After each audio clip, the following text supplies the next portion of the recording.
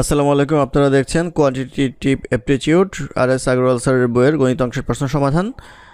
আমরা এভারেজ চ্যাপ্টারটি করছিলাম। আমাদের চ্যানেলটি অবশ্যই সাবস্ক্রাইব করবেন, লাইক, কমেন্ট এবং শেয়ার করবেন। আমাদের আজকের অঙ্ক শুরু হবে হচ্ছে 151 নম্বর অঙ্ক দিয়ে। 151 নম্বর অঙ্ক ছিল, in an engineering college the average salary of all engineer graduates from mechanical trade is টাকা 2.45 lakhs per annum, and that of the engineering graduates from electronics trade is taka 3.56 lakhs per annum. The average salary of all mechanical and electric graduate is 3.12 lakh per annum. Find the least number of electronics graduate passing out from the institute. এখানে electronic graduate যারা আছে তাদের সর্বনিম্ন সংখ্যা জানতে চাওয়া হয়েছে। তারপর মেকানিক্যাল গ্র্যাজুয়েটকে এম ধরবো আর ইলেকট্রিক গ্র্যাজুয়েটকে ই ধরবো। তো মেকানিক্যালের ক্ষেত্রে যেটা বলা আছে সেটা বলা আছে যে মেকানিক্যাল ট্রেডের অ্যানুয়াল স্যালারি হচ্ছে 2.45 লাখ পার অ্যানাম বছরে। সেই ক্ষেত্রে মেকানিক্যালের টোটাল হবে হচ্ছে 2.45 এম, অর্থাৎ মেকানিক্যালের স্টুডেন্ট সংখ্যা এবং তাদের স্যালারি গুণ করলে পাওয়া যাবে। প্লাস আমরা ইলেকট্রিক্যালের এখানে বলা আছে যে 3.56 dollar per Anam equal to আমরা লিখতে পারবো, যেহেতু ইন টোটালের অ্যাভারেজ হচ্ছে 3.12, তাহলে মেকানিক্যাল প্লাস ইলেকট্রিক্যাল এই হচ্ছে অবস্থা। বা এখান থেকে লেখা যায় 2.45 M plus 3.56 A equal to 3.12 M plus 3.12 electric. বা এখান থেকে করলে আসবে হচ্ছে 0.44 ই ইকুয়াল টু 0.67 এম। বা ক্যালকুলেশন করলে E by M equal to আসবে হচ্ছে 0.67 ডিভাইডেড বাই 0.44 ইকুয়াল টু আসবে হচ্ছে 6744। অতএব ইলেকট্রিক অনুপাত মেকানিক ইকুয়াল টু আসবে হচ্ছে 67:44। তাহলে আমরা বলতে পারবো যেহেতু এটা অনুপাত এবং এর নিচে আর রাশি হতে পারে না, সেই ক্ষেত্রে 67 হবে হচ্ছে কমপক্ষে ইলেকট্রিক ইঞ্জিনিয়ারের গ্র্যাজুয়েটের সংখ্যা। এটি হবে এই প্রশ্নের উত্তর। তারপর অঙ্ক নাম্বার 152। নাম্বার 152তে বলা আছে, the average age of students of a class is 15.8 years, the average age of boys in the class is 16.4 years, and that of the girls is 15.4 years. The ratio of the number of the boys and number of girls in the class is easy একটা math. এখানে বলা আছে বয়েজকে আমরা B দ্বারা প্রকাশ করব, গার্লসকে আমরা জি দ্বারা প্রকাশ করব। তো বয়েজের যে অ্যাভারেজ আছে সেটা বলা আছে 16.4, গার্লসের হচ্ছে 15.4। তাহলে 16.4 into boys plus 15.4 into girls equal to in টোটালের উপরে হচ্ছে 15.8। এটা হচ্ছে বয়েজ প্লাস গার্লস। বা এটা করলে পাওয়া যাবে 0.6 বয়েজ ইকুয়াল টু 0.4 গার্লস। বা boys by girls equal to আসবে হচ্ছে 0.4 বাই 0.6 ইকুয়াল টু আসবে হচ্ছে 2/3। অতএব আমরা বলতে পারবো boys is to girls equal to আসবে হচ্ছে 2:3, অর্থাৎ তাদের যে অনুপাত এটা হচ্ছে 2:3। এটি হবে এই প্রশ্নের উত্তর। তারপর অঙ্ক নাম্বার 153। নাম্বার 153তে বলা আছে, the mean monthly salary paid to graduating MBA class of a management institute is 16,000. The mean monthly salary paid to student with work experience is 18,000. The corresponding figure for the students without any work experience is taka 12,000. Determine the percentage of student with work experience and those without any work experience in the class. অর্থাৎ work experience সহ এবং work experience ছাড়া যতজন আছে তাদের percentage বের করতে বলা হয়েছে। তো এক্সপিরিয়েন্স সহকে আমরা ই দ্বারা প্রকাশ করি, নন এক্সপিরিয়েন্সকে এন দ্বারা প্রকাশ করি। সেই ক্ষেত্রে এক্সপিরিয়েন্স যারা তাদের স্যালারি হচ্ছে 18,000 করে। তাহলে 18,000 ই আসবে টোটাল স্যালারি এক্সপিরিয়েন্সের, প্লাস এক্সপিরিয়েন্স যাদের নাই তাদের 12,000 এন ইকুয়াল টু আমরা লিখতে পারবো ইন জেনারেল হচ্ছে 16,000। সেই ক্ষেত্রে ই প্লাস এন এই লেখা যায়। বা এখান থেকে ক্যালকুলেশন করলে আপনি পাবেন হচ্ছে 2000 ই equal to 4000 n। বা e by n equal to পাওয়া যাবে 4/2 equal to পাওয়া যাবে 2/1। অতএব e অনুপাত n equal to লেখা যাবে 2:1। এই 2:1 হবে হচ্ছে অনুপাতটা এখন আমাদের পার্সেন্টেজ বের করতে বলা হয়েছে, তাহলে ই যেটা আসবে এক্সপিরিয়েন্স সহ তাদের হচ্ছে 3 মধ্যে 2 ইন্টু 100 ইকুয়াল টু আসবে হচ্ছে 66.67%। তারপরে যেটা আছে এন নন এক্সপিরিয়েন্স সেটা হচ্ছে 3/1 ইন্টু 100 ইকুয়াল টু আসবে হচ্ছে 33.33%। এটি হবে এই প্রশ্নের উত্তর। তারপর অঙ্ক নাম্বার 154 বলা আছে my Scooty gives an average of 40 kilometre per litre of petrol, but after recent filling at the new petrol pump its average dropped it to 38 km per liter. I investigated and found that it was due to alternated petrol. Petrol pumps added kerosene which is 2/3 cheaper than the petrol. To increase their profits, kerosene generates excessive smoke and knocking and gives an average of 18 km per 900 liter. If I paid taka 30 for the liter of a petrol, what was the additional amount of pump owner was making? এখানে বলা আছে যে petrol সাধারণত 40 kilometre যেহেতু 1 লিটারে এখন যায় 38 kilometre, কারণ এখানে দেখা গেছে যে কেরোসিন মেশানো হচ্ছে আর বাজারে কেরোসিনের দাম হচ্ছে পেট্রোলের 3/2 কম। সেক্ষেত্রে বলা হচ্ছে যে পেট্রোলের মাইলেজ হচ্ছে 40 কিলোমিটার পার লিটার এবং কেরোসিনের মাইলেজ হচ্ছে 18 কিলোমিটার যায় হচ্ছে 900 ml। তো 30 টাকা পে করলে পেট্রোল পাম্পওয়ালা কত টাকা সে এখান থেকে অতিরিক্ত লাভ করছে সেটা জানতে চাওয়া হয়েছে। তো আমরা যদি পেট্রোলের ক্যাপাসিটি দেখি সেটা হচ্ছে 40 কিলোমিটার পার লিটার, এটা হচ্ছে পেট্রোলের ক্যাপাসিটি। আর যদি কেরোসিনের ক্যাপাসিটি দেখেন তাহলে দেখা যাচ্ছে 900 ml যায় হচ্ছে 18 কিলোমিটার। সেক্ষেত্রে আমরা বলতে পারবো হচ্ছে যে 1000 ml অর্থাৎ 1 লিটারে যাবে হচ্ছে 20 কিলোমিটার পার লিটার। এই হচ্ছে মাইলেজের হিসাব। এবার চলে আসি আমরা কস্টের হিসাবে। পেট্রোলের কস্ট হচ্ছে 30 টাকা আর কেরোসিন বলা হচ্ছে 2/3 চিপার। 2/3 চিপার মানে হচ্ছে 1/3 দামে পাওয়া যায়, সেই ক্ষেত্রে 30 টাকার জিনিস পাওয়া যাবে হচ্ছে 10 টাকায়। তাহলে 30 টাকা আর 10 টাকা হচ্ছে তাদের প্রাইস কম্বিনেশন। এখন আমরা ধরে নেই যে 1 লিটার পেট্রোলে আমরা ধরে নেই যে 1 লিটার কেরোসিন ইউজ করে।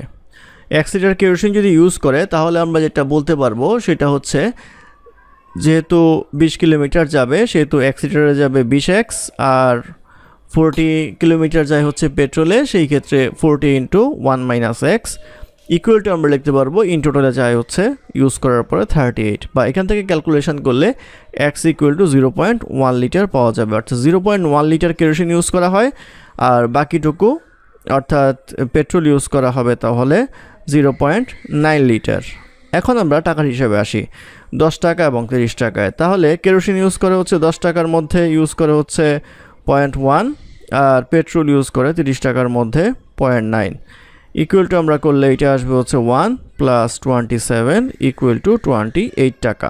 তো এখানে বলা আছে যে এই হিসাবটা হচ্ছে 30 টাকার হিসাব। তো 30 টাকার ক্ষেত্রে সে 30 - 28 টাকা ইকুয়াল টু 2 টাকা অতিরিক্ত লাভ করে হচ্ছে পেট্রোল পাম্পের মালিক এই পেট্রোলের সাথে কেরোসিন মিশিয়ে 2 টাকা হবে এই প্রশ্নের উত্তর। তারপর অঙ্ক নাম্বার 155 বলা আছে average score of a class of 60 students in an exam was 43। Average score of the students who had passed is 52 and average score of student who had failed is 16.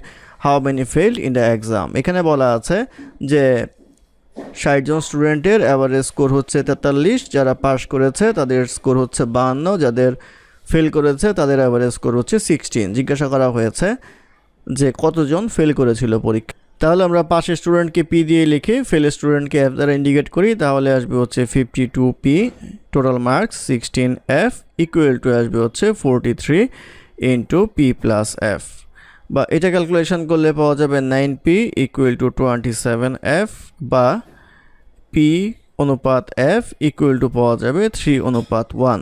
তাহলে আমরা জিজ্ঞাসা করা হয়েছে ফেলের পার্সেন্টেজ, তাহলে f equal to লিখতে পারবো হচ্ছে 4/1, টোটাল ছাত্র হচ্ছে 60 জন ইকুয়াল টু আসবে হচ্ছে 15 জন। এটি হবে এই প্রশ্নের উত্তর। তারপর অঙ্ক নাম্বার 156 এ বলা আছে the average of 11 results is 60 if the average of first 6 result is 58 that of last 6 is 63, find the sixth result. এটা একদম ইজি একটা ম্যাথ।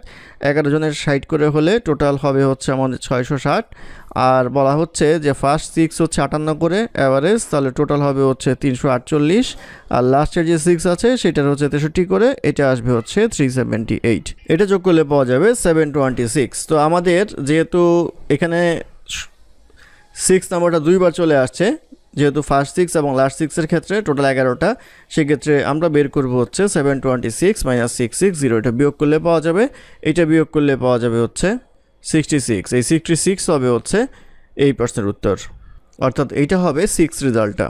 তারপর অঙ্ক নম্বর 157। নম্বর 157-এ বলা আছে the average weight of 21 boys was recorded as 64 KG. If the weight of the teacher was added, the average increased by 1 kg. What was the teacher's weight? তো আমরা টিচার্সের ওয়েটটা টি ধরে নেই। আমাদের বলা আছে 21 জনের অ্যাভারেজ ওয়েট ছিল 64, তার সাথে যখন টিচার অ্যাড হলো তাহলে প্লাস টি ইকুয়াল টু আমরা লিখতে পারবো 22 জন হয়ে গেল টোটাল, আর 1 করে বেড়ে গেল, সেই ক্ষেত্রে এটা আসবে হচ্ছে 65। তাহলে টোটাল এজ, নতুন টোটাল এজ হবে হচ্ছে 22 × 65, বা এটা ক্যালকুলেশন করলে টি ইকুয়াল টু পাওয়া যাবে হচ্ছে 86। তো 86 হলো টিচারের বয়স, এটি হবে এই প্রশ্নের উত্তর। তারপর অঙ্ক নাম্বার 158। নাম্বার 158-এ বলা আছে the average of 12 numbers is 15, the average of first 2 is 14, what is the average of the rest?